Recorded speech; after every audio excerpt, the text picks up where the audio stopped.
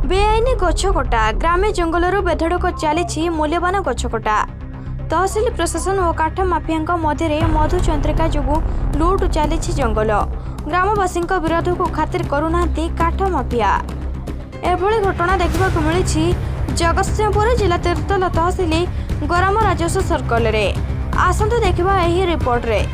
जगतसिंहपुर जिला तीर्तल तहसिल गरम राजस्व सर्कल तुलंग ग्राम पंचायत नरुआ ग्राम बेलदंडा ग्राम पोखरी को लगी रही 231 नंबर प्लॉट रे थिबा ग्राम्य जंगल। एही ग्राम्य जंगल संरक्षित जमी इकल पोटास आकाशिया और बड़ बड़ मूल्यवान चाकुंडा गछ थिबा बेले काठ माफिया ललुप दृष्टि पड़ी।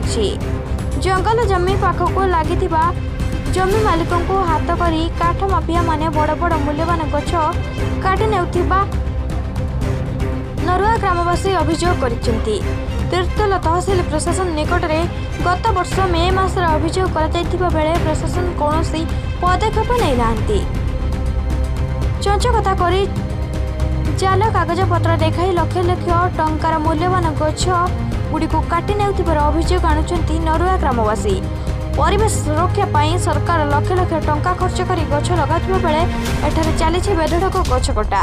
ग्रामवासी अगोचर में मिछ नीलाम मिछ कागजपत्र प्रस्तुत करी काठ माफिया माने गछ काटी चलिबा घटना प्रशासनिक अधिकारी और काठ माफिया मध्य मधुचंद्रिकार नमूना साजिछि। गछ कटा चलिथिबा बेले ग्रामवासी अभियोग पाई आमे घटनास्थल में पहुंचीथिबारु काठ कटा सरंजाम छाड़ी गछ कटाड़ी घटनास्थल छाड़ी पलाई जाइतिले। गरम राजस्व निरीक्षक गछ कटा बंद करिथिबा कहूथिबा बेले तहसीलदार कैमरा आगे न कही पदक्षेप नेबे बोली फोन रे उत्तर रखिछंती।